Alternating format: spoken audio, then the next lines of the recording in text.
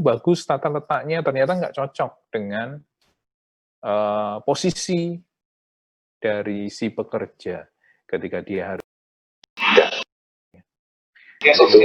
harus dimasukkan di dalam pertimbangan. Ya. Risiko terhadap personel atau tenaga kerja juga harus diantisipasi. Jangan sampai mungkin terlalu sempit area dia untuk mengoperasikan mesinnya, sehingga kemungkinan terjadinya failure atau terjadinya kecelakaan itu besar, itu harus dihindari. Termasuk yang menjadi bagian penting adalah apakah yang namanya mesin itu membutuhkan auxiliary services atau services atau jasa tambahan atau kebutuhan tambahan untuk mesin itu. Itu tadi maintenance sebagai salah satu contohnya. Ya. Labor adalah tenaga kerja. Jadi ketika kita melakukan layout, kita tidak hanya memperhatikan lemari taruh mana, seperti itu ya, mejanya taruh mana kalau kita berbicara di rumah tangga, tetapi kita juga berbicara dari sisi manusianya, dalam hal ini tenaga kerjanya. Apakah tenaga kerja itu harus ada di production process? Untuk supervisi mungkin? Atau untuk mengoperasikan, ya, jagani yang namanya terjadinya failure di tengah-tengah, atau yang lain. Harus kita lihat tipe pekerjaan apa di area itu yang akan dikerjakan oleh pekerja dengan level yang mungkin berbeda. Selain tipe pekerjaan yang akan dilangsungkan di area itu, ini tadi sebagai contoh, pertimbangan lingkungan kerja itu juga perlu diperhatikan. Employee safety, ini tadi mungkin berbicara masalah sempit atau area agar yang namanya pekerja itu bisa bermanuver dengan baik, tidak sempit sekali, sehingga membahayakan dirinya. Berbicara juga masalah kondisi pencahayaan, ventilasi, temperatur yang tadi saya katakan, dan noise. Di pabrik, beberapa pabrik tertentu menghasilkan suara yang cukup gede, sehingga yang namanya pekerja juga harus dilindungi. Mungkin sebagai contoh, apakah pabrik itu perlu ada peredamnya, peredamnya dipasang di seluruh gedung itu, atau hanya pada alat-alat tertentu yang menghasilkan noise ekstra. Ya. Terlepas dari nantinya pekerja juga harus memakai earplug, tapi kita berbicara masalah tata letak, maka kita membicarakan masalah building-nya, kondisi surround atau yang mengelilingi pekerja itu. Ventilasi, itu juga harus diperhatikan. Tipe pekerjaannya apa? Saya pernah datang ke satu pabrik kampas rem. Kalau saudara pakai motor atau saudara pakai mobil, saudara pasti punya kampas rem. Kalau kampas remnya tipis, waktunya diganti karena kalau bahasa kita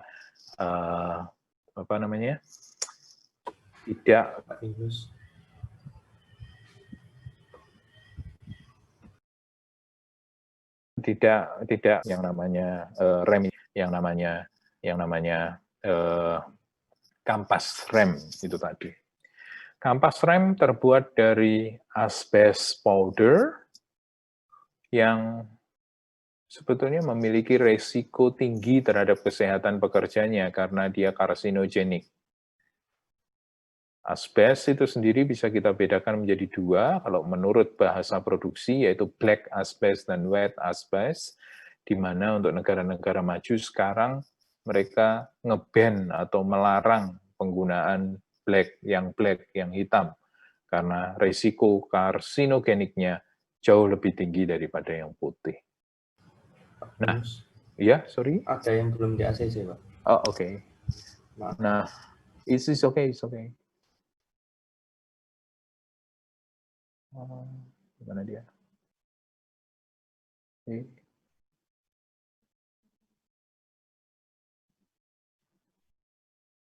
Baik, oke. Nah, ketika saya ke perusahaan itu, ke pabrik kampas rem itu, dengan debu yang dalam tanda kutip berpotensi beterbangan, yang namanya ventilasi itu sangat minim sekali. Saya membayangkan kalau minim, dan kemudian yang namanya debu asbes itu bisa lepas, ya, melayang-layang, dan mudah terhirup, betapa berbahayanya yang namanya kondisi kesehatan daripada pekerja. Oleh karena itu, ventilasi ini penting, harus tahu apa proses produksi, apa material yang akan kita tangani di dalam production proses kita. Kalau kayak itu tadi, asbes, powder, ya, kan berbahaya sekali.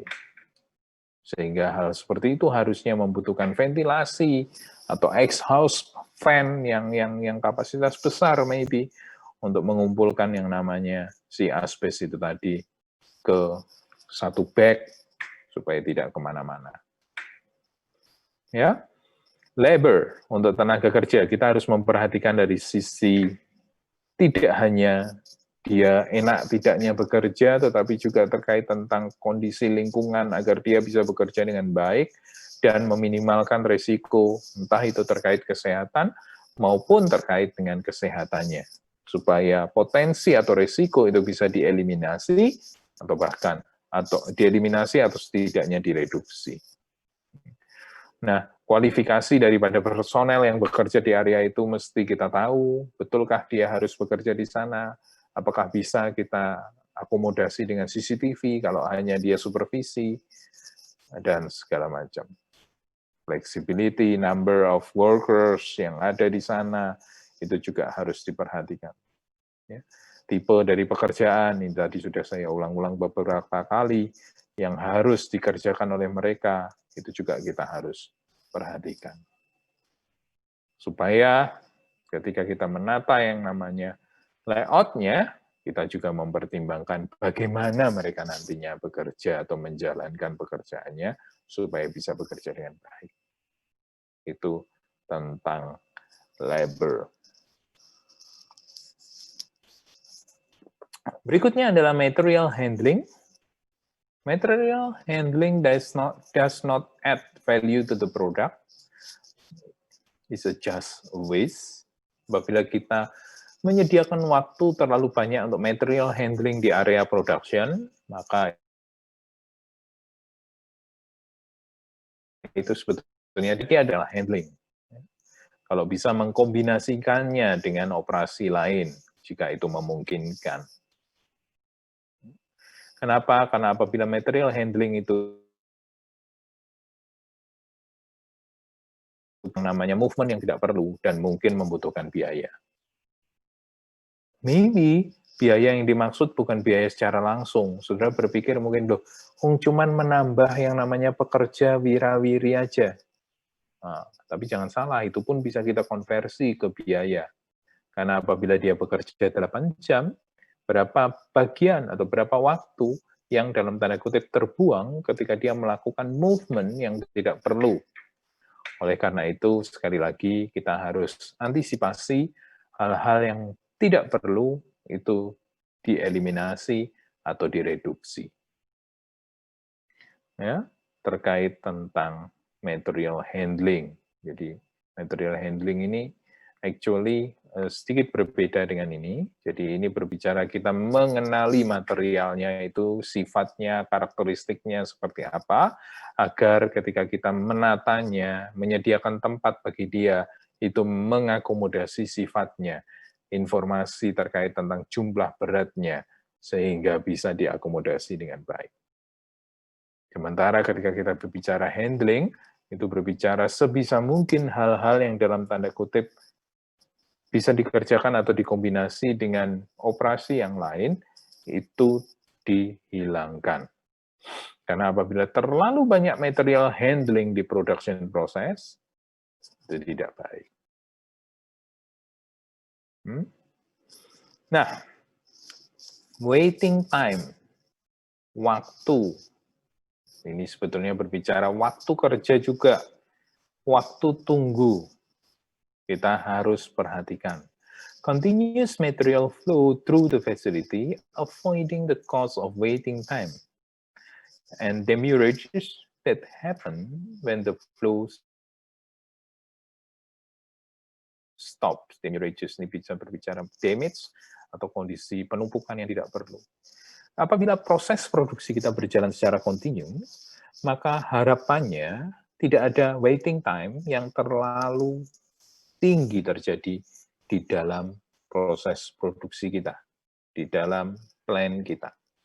Tetapi yang namanya pekerjaan itu bisa terus berkesinambungan, menghindari terjadinya penumpukan. Waiting time seringkali menjadi celah atau menjadi kelemahan dari satu kontinuitas proses. Oleh karena itu, kita harus meminimalkannya sedemikian rupa. Waiting time bisa jadi berkorelasi dengan layout kita. Ketika dari satu center, satu tahapan ke tahapan yang lain, dia mestinya dari ini produk antaranya ini menjadi bahan bakunya di proses selanjutnya, tetapi yang namanya transfer dari produk antara menjadi bahan baku untuk proses selanjutannya itu membutuhkan waktu tunggu yang lama, itu tidak dikehendaki. Jadi, area-area di mana potensi waiting time itu terjadi harus kita antisipasi. Kita tidak boleh membuat yang namanya area yang harusnya kontinu berjauhan. Dari sini ke ujung sana dulu, baru kemudian ke sana. Dia mestinya ada di alur yang berturutan. Nah, tetapi ada beberapa hal yang perlu diperhatikan. Mungkin ketika kita berbicara masalah stok, terkait tentang produk ada di satu tempat, ya, atau berbicara masalah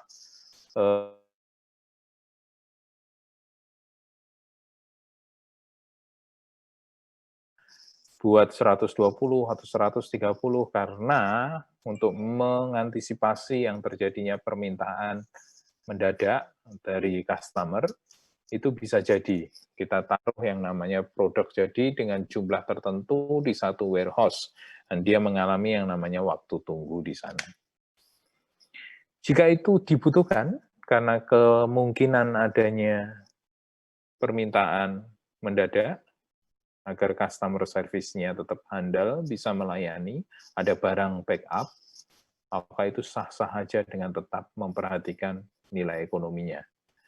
Artinya, ya, jangan sampai yang di stok atau yang tertimbun itu terlalu lama sehingga mempengaruhi kualitasnya. Kalau mempengaruhi kualitas, itu akan mempengaruhi nilai ekonominya.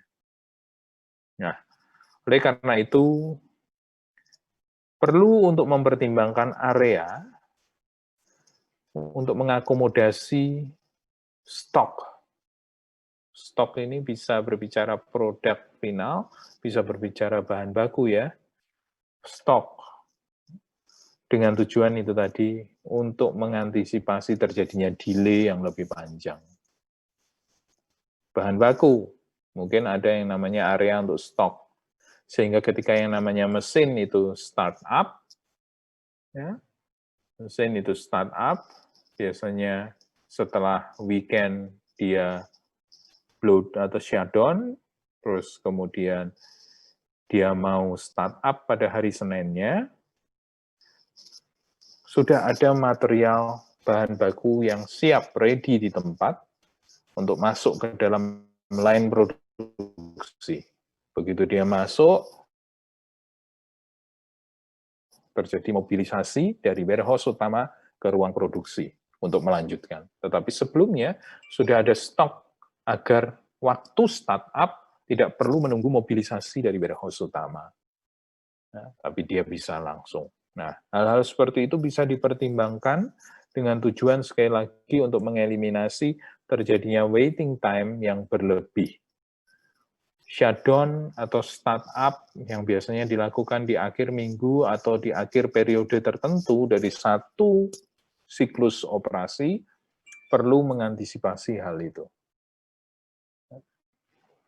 Ada raw material cadangan yang disiapkan untuk menghindari terjadinya delay yang terlalu berlebihan.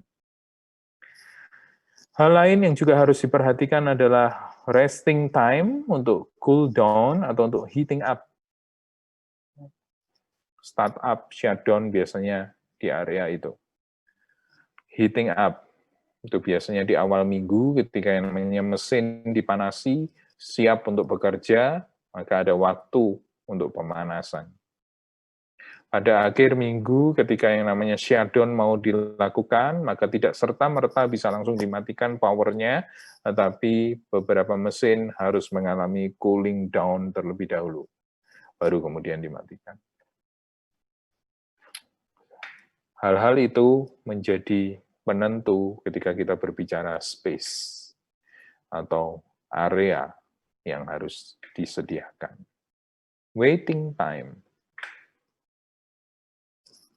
Auxiliary services itu berbicara masalah beberapa hal tambahan yang mungkin diperlukan, baik kaitannya dengan pekerja, kaitannya dengan material, maupun kaitannya dengan mesin. Tadi saya sudah mencuri sedikit info tentang ini. Apabila terkait dengan mesin, auxiliary yang bisa dimasukkan adalah maintenance. Kenapa? Mesin itu kan perlu dipelihara, tidak terus disuruh kerja, tapi ada waktunya ganti oli mungkin, ganti ini, ganti itu, dan sebagainya. Nah, ketika kita menata layout-nya, akses untuk maintenance itu juga harus kita sediakan, disesuaikan tentu saja dengan tipe mesinnya, ya, agar akses maintenance itu bisa. Electrical dan water lines maybe, mungkin dia membutuhkan, kalau electrical, pasti ya, mesin kan selalu mostly membutuhkan sumber listrik, beberapa di antaranya perlu air, nah itu juga harus diperhatikan ketika kita berbicara space. Kalau itu terkait dengan material, produk for example, atau raw material for example, auxiliary services itu bisa berbicara quality control. Quality control. Quality control di sini tujuannya adalah untuk memastikan bahwa produk yang dihasilkan itu memenuhi kriteria yang mereka miliki. Mereka biasanya mengambil secara sampling di area produksi untuk melihat, oh oke, batch ini bagus, batch ini jelek, batch ini memenuhi kriteria. Mereka biasanya perlu tempat untuk on the spot melakukan pemeriksaan terhadap final produknya.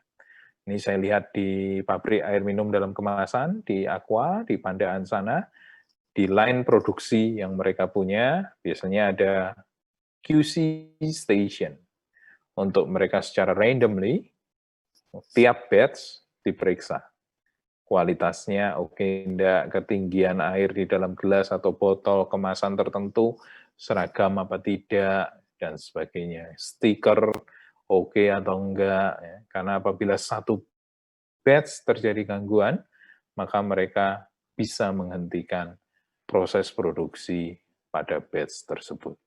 Nah, untuk melakukan checking QC, apabila menggunakan labor atau tenaga kerja, maka perlu area tersendiri, tambahan yang harus diakomodasi ketika kita melakukan layouting dari plan kita. Beberapa yang bisa diotomasi dengan kamera maybe, itu bisa tentu saja menjadi improvement yang bagus. Yang kaitannya dengan karyawan, beberapa tambahan yang perlu dimasukkan di dalam pertimbangan adalah akses path atau jalur untuk mengakses, ya, jalurnya si pekerja untuk bisa mengakses conveyor belt-nya atau apanya dan sebagainya. Fire protection instalasi, supervision, safety, dan sebagainya itu juga harus diperhatikan di mana tata atau letak daripada alat pemadam kebakarannya. Itu juga tentu saja membutuhkan area yang harus masuk dalam pertimbangan. Menurut beberapa referensi, area untuk tambahan ini biasanya 30% dari space yang dipakai untuk total facility. Jadi kalau facility-nya membutuhkan 100 meter persegi, maka total space yang dibutuhkan actually 130 meter persegi. Mungkin secara sederhana, hitung-hitungannya seperti itu. Tapi tentu saja auxiliary ini menjadi hal yang penting sekali untuk dipertimbangkan. Karena kalau hanya pertimbangannya tata letaknya hanya mesin dan sebagainya, tapi yang gini-gini tidak, sudah kadung jadi, mau maintenance susah karena aksesnya tidak dipikirkan sebelumnya. Ya. The space dedicated to auxiliary surfaces is usually considered as waste. It's important to have efficient surfaces to ensure that their indirect costs have been minimized. Ya, beberapa pelaku usaha berpikir kalau kebanyakan area auxiliary-nya, lah itu buang-buang tempat, buang-buang area. Sampai pada titik tertentu itu masuk akal, tetapi yang harus diperhatikan adalah bahwa ya bagaimanapun penting untuk menyediakan yang namanya layanan yang efisien. Jangan sampai indirect cost yang lain terjadi, kerusakan, kecelakaan, dan sebagainya. Jadi memang harus ada, tapi harus didesain sedemikian rupa supaya juga tidak berlebihan. Tipikal informasi mengatakan bahwa untuk auxiliary ini biasanya di area 30% dari total space yang dibutuhkan. Seperti itu auxiliary services. Pak Yunus, mohon maaf, ada yang belum di-ACC, Kak. Oke. Yes.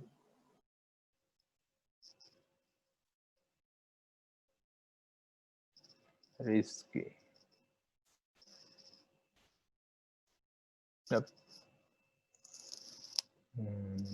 Yes, actually we are in the penghujung.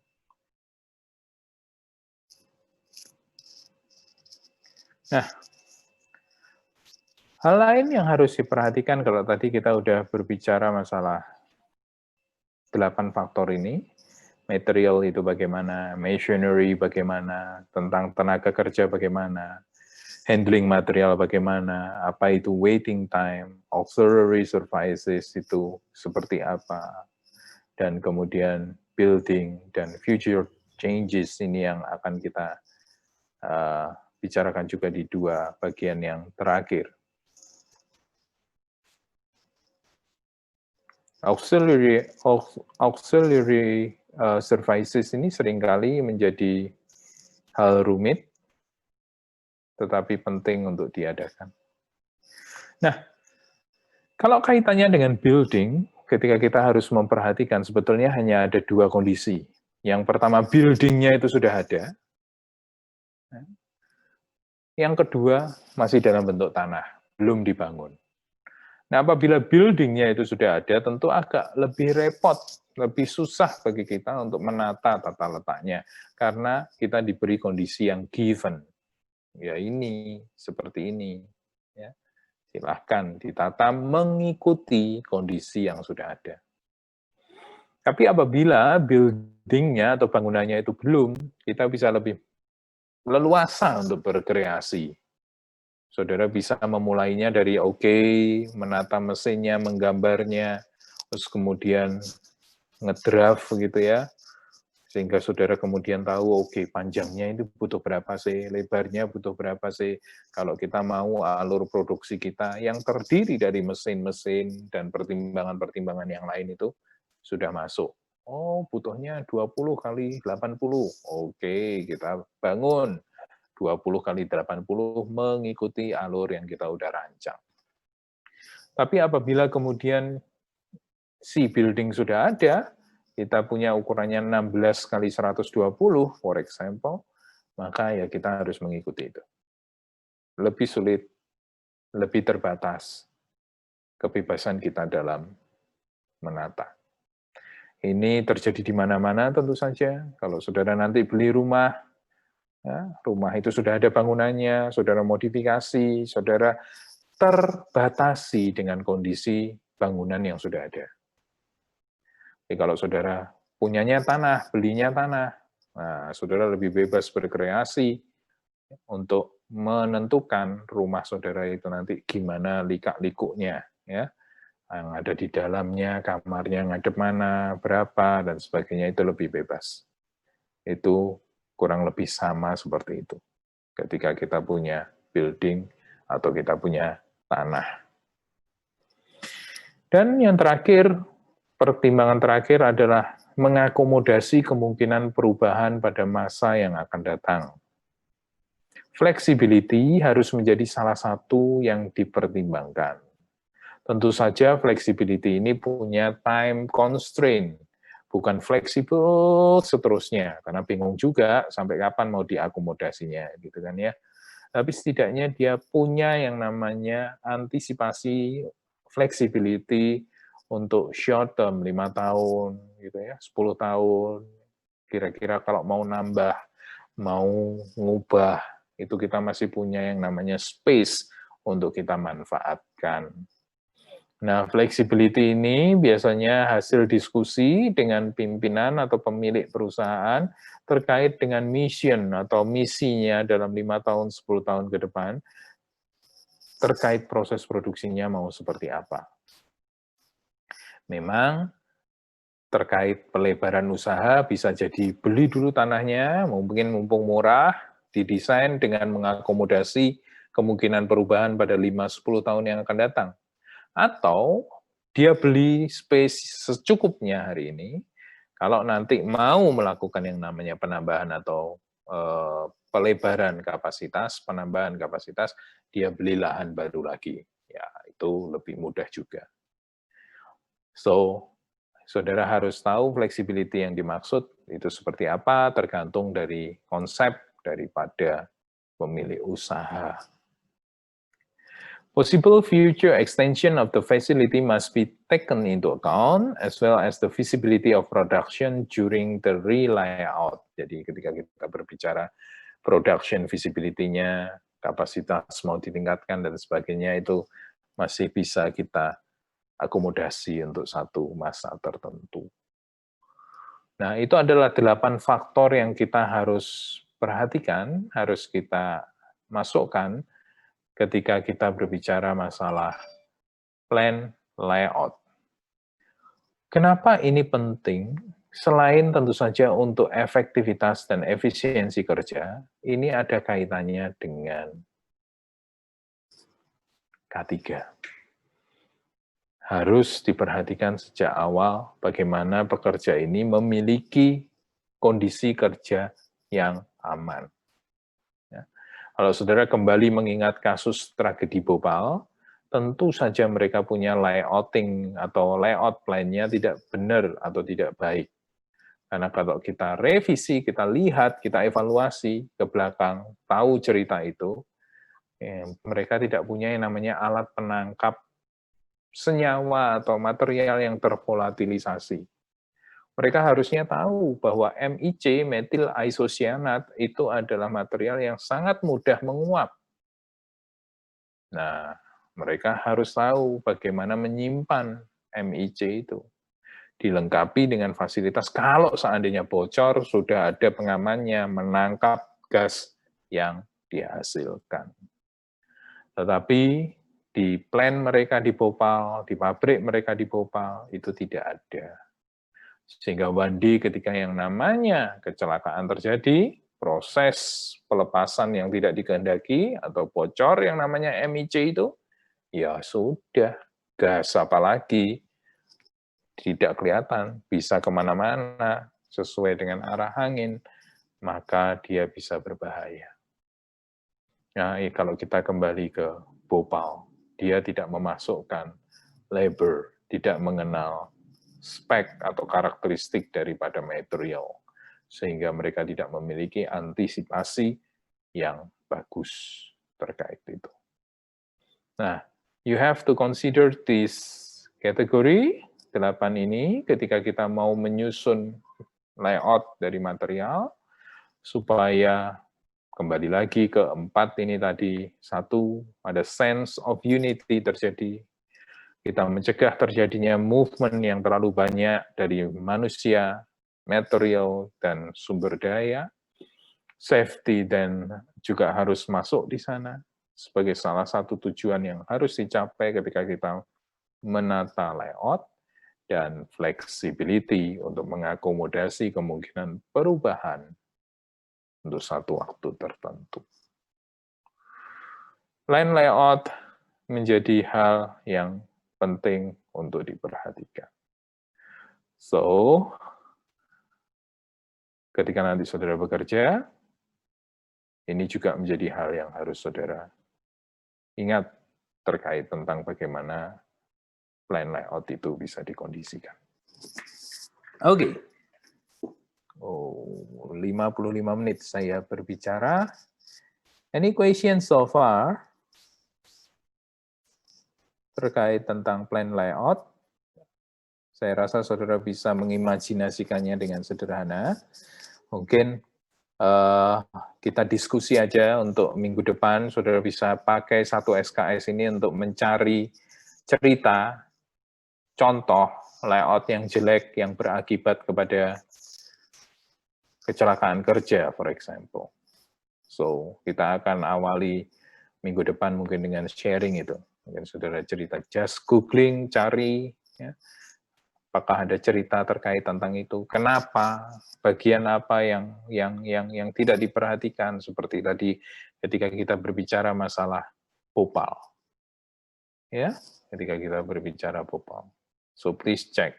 Saya nggak tahu, saudara punya grup kerja di K3, Bu Tuani memberi saudara itu? Saudara udah pernah dapat apa ya, tugas ringan atau tugas besar gitu? Berdua, Ada Pak. kelompok berdua, Pak. Udah, Pak. Tugas, Pak. Berdua. Berdua. Sementara saudara ber-60, ber-58.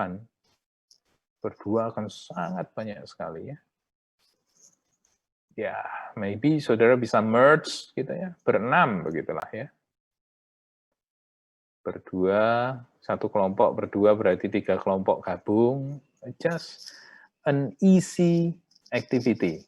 Googling, coba cari contoh layout yang tidak baik yang berakibat kepada K3, kecelakaan kerja. Itu aja. Untuk jadi bahan sharing kita next week. Atau begini, supaya tidak itu semua, bahan diskusi kita bisa 2. Saudara berdua berarti kalau saudara ini berapa banyak sih partisipannya? Kalau sekarang 58 ya. Kalau 6, 36, tapi gimana saya membagi grupnya ya? Saudara grupnya berdua itu bebas ya, bukan berdasarkan nomor absensi ya.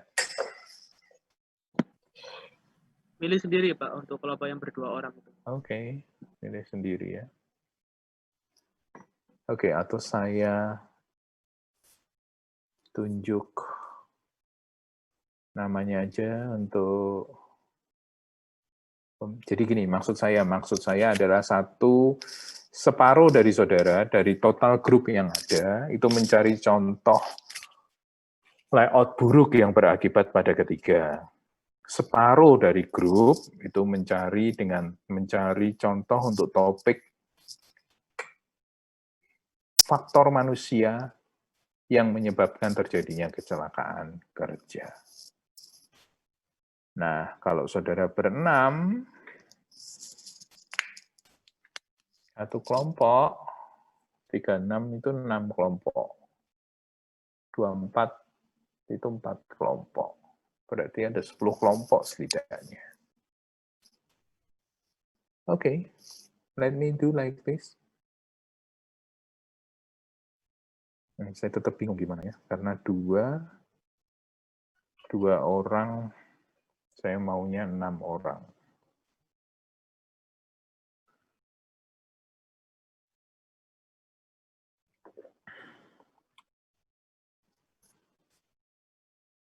Ya, saya berpikir mau lihat di Maya Ubaya, tetapi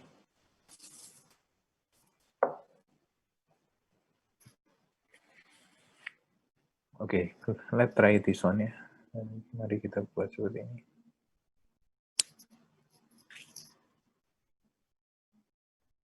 Saudara catat aja ya, atau saya catat aja. Nah,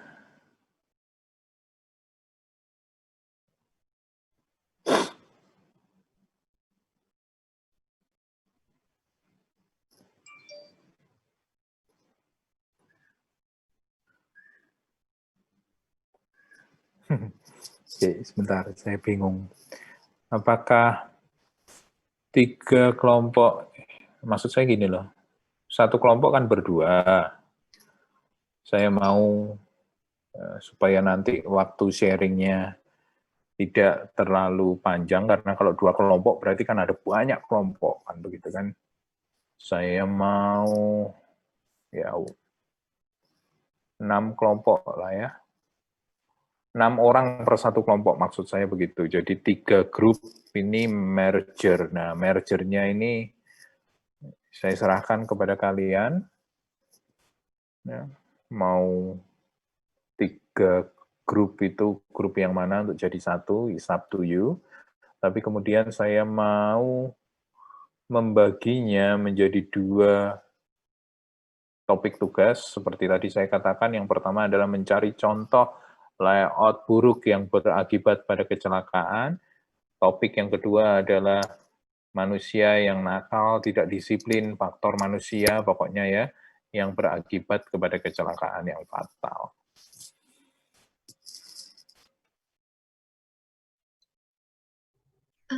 Pak, tugasnya itu ada spesifik lokasi sama waktunya nggak ya, Pak?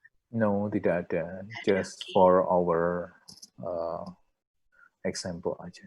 Oke, Pak. Makasih. Atau gini deh, saudara tiap grup mencari 2 itu deh, ya. Nanti masalah yang presentasi sebagian ini, sebagian itu, minggu depan kita putuskan. Oke? Jadi satu yang saudara lakukan adalah merge satu kelompok terdiri dari 5 sampai 6 gitulah ya, mahasiswa. Saudara bisa merge dari kelompok yang kemarin sudah ada, berdua, tambah 2 grup yang lain supaya jumlahnya 6. Tugasnya studi literatur,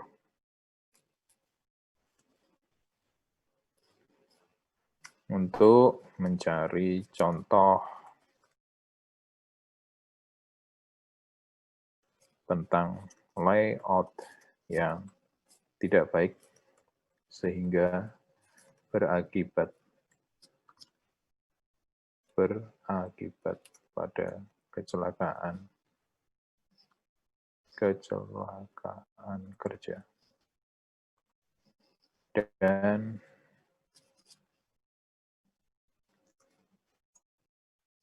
studi literatur juga terkait